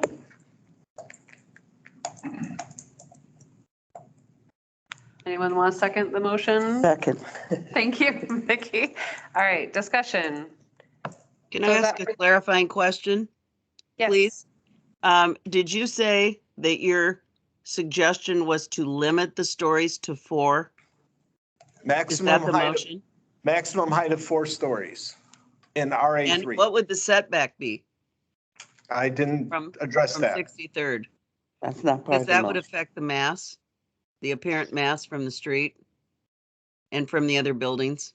That's not part of my motion. I'm just motioning the height. Just Go to the clarifying. motion and open it for I would say discussion. that the buildings that exist there already are pretty massive. Aaron or Mike, do you have anything for setbacks from the street line for RA3? Right now, what we only have written in there's a 15 feet, but I think we could certainly step it back if we were going higher.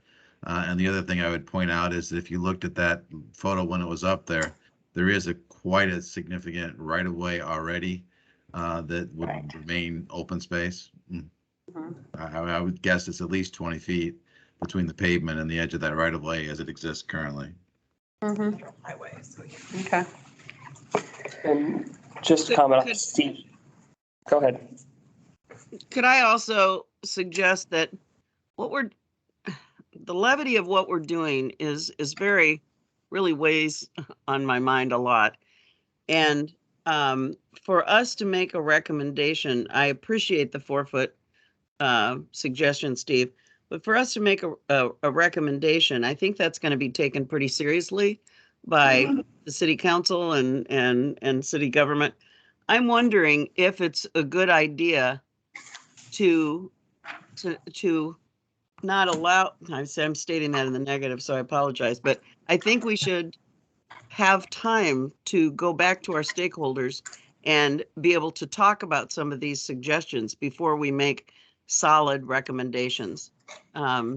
We can see from tonight that there are many people who will be, who are needing to be included in this thought process. And Mike, I think you're terrific. Aaron, you're wonderful. I love your background.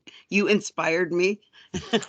And if there would be a way, and Brad, and I don't see where Clyde is, but if I know what the city council, I know, and Renee, I'm sure you can confirm this. I like to watch the city council meetings, and the agendas are posted early. I know our agenda was, but there's also a packet. There's a lot of documentation that comes out ahead of time, which enables that group to really think about and ask questions about the topics that are going to be discussed. If there would be a way that we could get some of your information, and I know, Aaron, you're wonderful at presenting it, Mike, you are too. That's part of the delivery is important.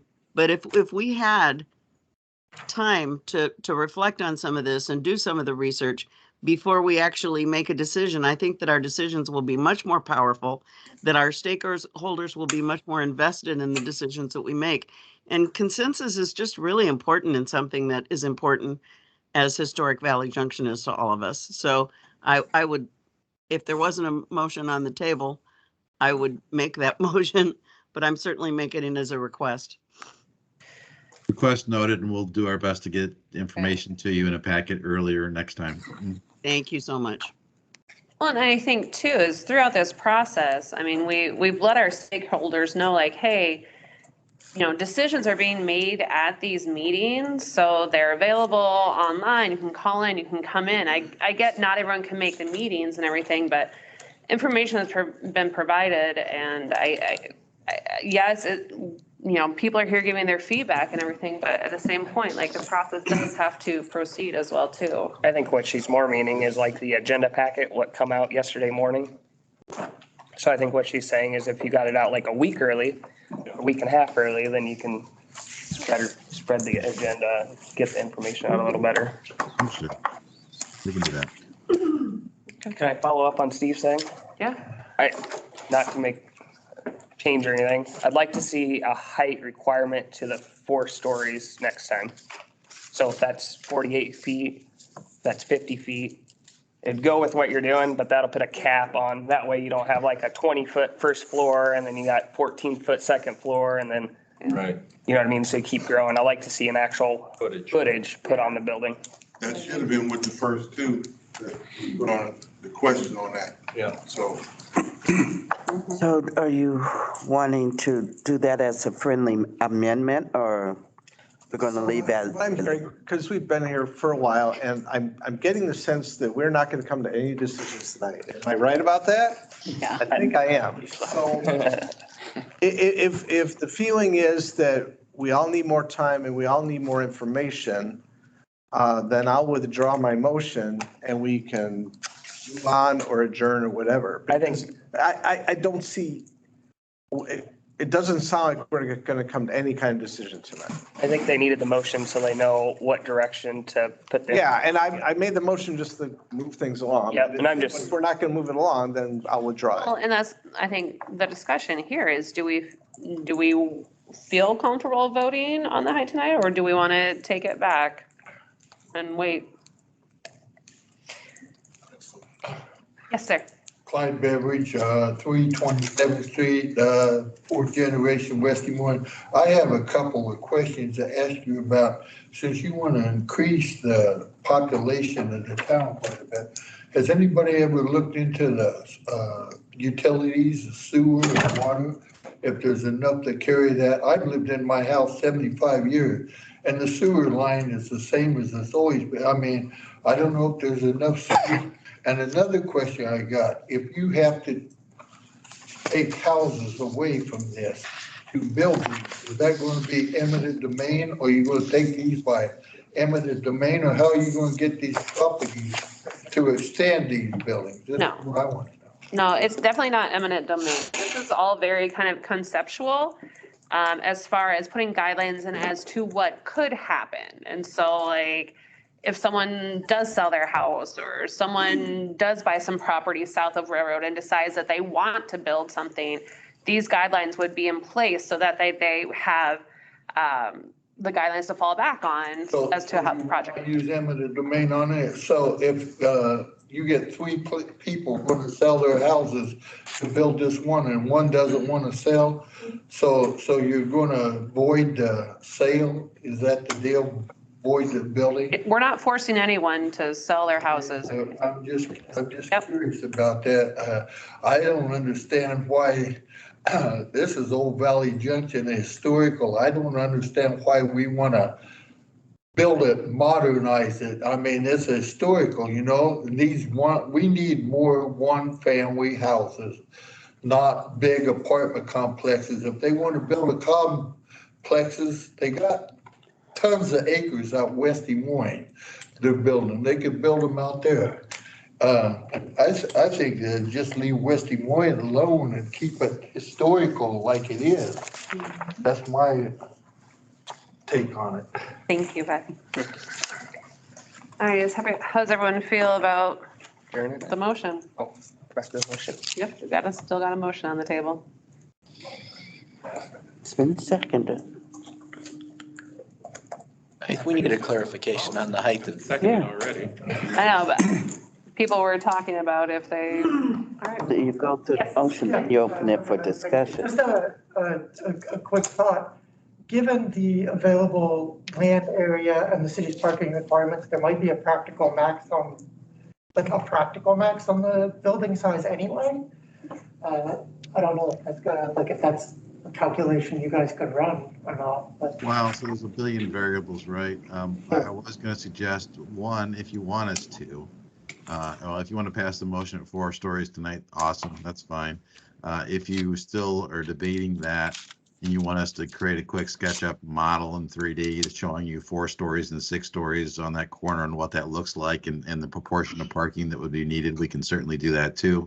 The other thing I would say regarding parking is when you start getting buildings up, above 4 stories, 5 stories, 6 stories, you might be able to consider structural parking. If you're a lower density than that, it's never going to work. But when you get to higher structures, there might be the economics to make some type of a lower parking structure work as well. You're saying underneath the building? Potentially, but given or on the side of the building, right? Right. Just have a 2-story structure on the side of the building that would be parking. Maybe that's up along the railroad where it's buffered or something. There's all kinds of possibilities there. And one thing too, in Iowa City, they were doing a bunch of rehabilitation, some new projects, and they were building an apartment complex, but the first 2 floors were parking, and then the apartments went above it. So I think that's kind of an interesting concept too. Would repeating what the question was, nobody heard them. Yeah, we got it, Debbie. Debbie couldn't hear what the question was, so I'll try to rephrase it. Debbie, can you hear me? First of all, wave if you can. All right, so the question was, since there's already parking standards for buildings, you have to take up so much space for parking, so that's going to limit the size of the building footprint anyway.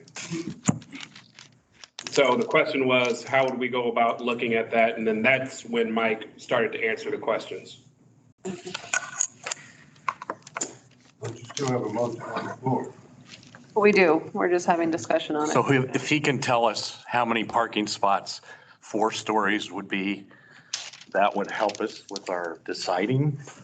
I mean, maybe Depends on there's the only so many size. parking spots, so you can only have 3 stories or 4 stories.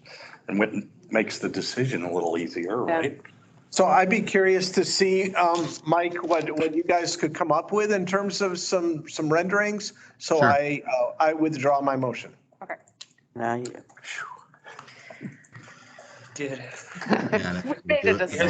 Not to decide. Yeah, I know, right? Thank you. It's gonna be a 9 o'clock meeting. Alrighty. Okay, anything else? I think, are we comfortable kind of wrapping it up for tonight? M1. Can we please see the presentation finished? G Megs is calling her name. Have we finished the presentation? The Yeah. railroad presentation, what commenced at the renderings, we have slides prepared for transitional, but I'm not sure if you want to pivot to that given the timing. But I agree. I just wanted to clarify that you got finished. Thank you. No, thank you for asking, Debbie. Yeah, but So you gotta wait. cover mixed What I industrial do- next. If we're gonna skip just transitional tonight, I do want to talk about next steps though, before we adjourn. So No. Okay. Aaron, can you throw that slide up? Which, oh, yeah. Mhm. Just the next step slide, just the very last one or close to the last one. One moment.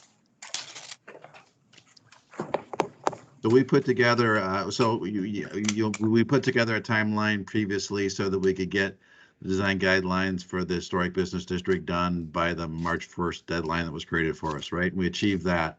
So we wanted to create a next set of milestones to move ahead with some of the zoning and the guidelines for transitional and railroad. So I put together a schedule to do that, and you can see that here on the screen right now. The idea was, I was hoping that we would get through both discussion on railroad and transitional tonight, coming back with the steering committee on the 30th, where we would have some specific recommendations on all of the zoning for these areas, and then have another meeting on April 20th, where you guys could recommend approval of that, getting it to planning and zoning committee on May 9th and city council on May 23rd, and then back to steering committee May 25th to focus on other topics that we want to get into in this area, right? We might want to think about adding another meeting in here between March 9th and March 30th, where because I've already got the presentation ready to go on transitional, so there's no extra work for me on that, but we got to get into that discussion as well. So I don't know, but if you want to consider another one between the 9th and the 30th, we can do that.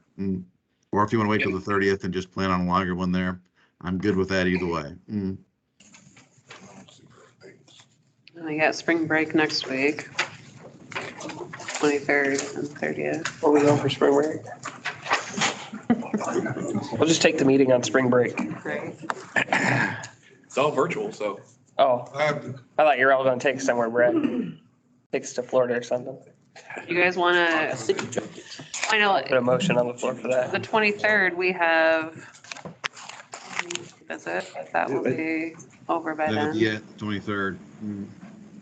Either my page is missing, I don't have those other dates you're talking about. Mine stop at March 9th. This is a new slide. Okay. And none of us has that. Yeah. Don't, okay, that clarifies that. Yeah, it's the very last page. It's the very last page. So if you open it all the way up like this, and then grab the back page, very last one. Okay. Is- May I ask a question? All right. Unless you do. Didn't yeah, quite get there. March 23rd. And having all these dates and we have decisions, how are we moving forward without having these decisions? That's what we're discussing now. Okay. That's why we're not going any further. So do we want to have another meeting in March, maybe on the 23rd? Sure. Can you Or do we the can keep March 30th, go early April if you want to, either way. Yeah, or early April. Can we have pizza next time? Ask. I'll have to ask Brad. He's got the Anyone? credit card. Just stick with March 30th and then do early April meeting? Sure. Yes. It all works. Same difference. We got no lives. Good day, Meredith. We have to vote on it. Yeah, okay, let's do that. Let's stick with March 3rd and then early April. 30th. I don't want to go back. 30th. March 30th. Yeah, you're not gonna wait. Let's add it, let's add a zero there. Are you? Yeah. Let's have pizza. You will. Yeah, why not? All right, so we'll stick with March 30th and then squeeze in another one in early April then. All If that right. works for you guys? Yep. I have a question because it sounds like you're ready to adjourn. Yes. Get to mixed industrial. Are you going to do that next time or tonight? We're not going to do that tonight. Mike and Aaron, we don't really have guidelines for that, I believe. Is that true? Don't. What we were gonna do is do like a little mini visual preference survey with you guys on mixed industrial and then draft the guidelines on that. So let's do this. Let's say March 30th, we'll do that little mini visual preference survey, and then we'll come back at that early April meeting with the specific guidelines for that area. Okay. You asking how many lots? Well, I'll tell you what is, there's 6 houses left and there's 10 lots left that'll be vacant. 6 houses and 10 lots, total of 10 lots. Is that what you're referring to on the survey or what? No, what he means is for a visual preference survey is for this last time around, they showed pictures and you rated what you liked and what you didn't like. And so that's what they're going to do is they're going to put together a little mini visual preference survey. Okay. And you'll be able to kind of like thumbs up and thumbs down certain pictures to give them an idea of what would be favorable for that area. The thing of it is, it's already light industrial, and I was wondering what they meant by mixed industrial, because like I said, whenever they want to build something, they change the zoning to whatever fits into the park. But there's actually only 10 lots left of 6 houses in the area that are not businesses right at the moment. Okay. And right now, they're talking about between 11th and 12th Street paving the alleys, and I was wondering, and I know that doesn't have anything to do, but it does have to do with the zoning part of it. Are they planning on paving the alleys in the 100 block or the rest of Valley Junction? And that would be a question that I'd like to know about that. I do not know. That is. Yeah, I know. Not. I know about it. Residential Valley Junction Residential Association has been working on that particular issue, including what's going on now, 11th, 12th Street Alley. And we were told maybe 2 months ago that at the soonest, it would be maybe another 2 or 3 years before you could pave. There is a process that you go through. And 10th Street Alley, let me see, it would be 10th Street Alley and 9th Street Alley are prepared to be paved. Because you have to go through your grading and then it says, and then you have to go through gravel, says before you put, it's my understanding, before you put concrete. So we've been working on that for about 10 years. A little bit longer, if I remember. Right? You can remember, right? But the thing is, right now, between 11th and 12th, they're leaving it up to the businesses to put in the concrete in the alley. And there's only 150 feet in the middle of 11th and 12th and 13th from Railroad to Maple. And that's why I was wondering if they were doing it on 14th or if they're doing it on 2nd and 3rd Streets where they have the other businesses. If that would be in the plan, that's what I was kind of wondering about. So that might be something, that's what part of it. And then the other thing is, I don't know what mixed industrial is because hodgepodge right now is what it is, so. And I think that's probably a question that when we get to that area, then probably get that answer. Area that I'll be interested in too. Absolutely. Okay, thank you. Thank you. And 11th Street Alley, 11th, 12th Street Alley has been put out for RFP. And it's my understanding that it will be paved by fall this year. Well, yeah, we can discuss that. I've got a property there and right now, every time they've done stuff to the alleys, I've ended up having water problems and I'm dealing with them now on an issue. And that's the same thing that when they went and done the alleys in that area. And I know that doesn't have anything to do with your zoning, but it does because it affects the people in the Valley Junction. I think Valley Junction is the only place that has alleys. I don't know. I don't think the rest of the city does. But one of the problems that I have is that I'm in the middle where I'm at. I'm in the middle and I get water from everybody because they keep building up higher. And that was one of the concerns that I had along Railroad was the height because they build up their lots. Are they still requiring the lots to be built up because of the flood zoning? That would affect the things that's going there. I haven't heard much, but every time I turn around, My garage keeps sinking down and the property comes up and the water's there. So it's an issue that when you do the zoning on these things, you have to think about water because those levees are just levees. We're a teacup. We're in the middle and that's where the water's going to go. How do you get it across the levee? They have pumps on 62nd Street, but they didn't know how to turn them on a few years ago. So is it going to be something that's going to be flooding issues is still a concern because our weather's crazy right now. And if you're putting all this in, I mean, there's issues of that has to be considered also with your flooding issues. Okay, but you'll get on M1 next month or next in the month. Okay. Thank you. Thank you. Any other comments, questions? Anything else, Mike and Aaron, you have for us tonight? We're good. All right. Well, thank you everyone so much. I think we'll go ahead and adjourn and we'll see everyone on March 30th, not March 3rd, March 30th. And we'll continue this conversation. Thank you so much, everyone. Thank you. Right. Thank you, Mary. Part of your family. Yeah. I got my whole life.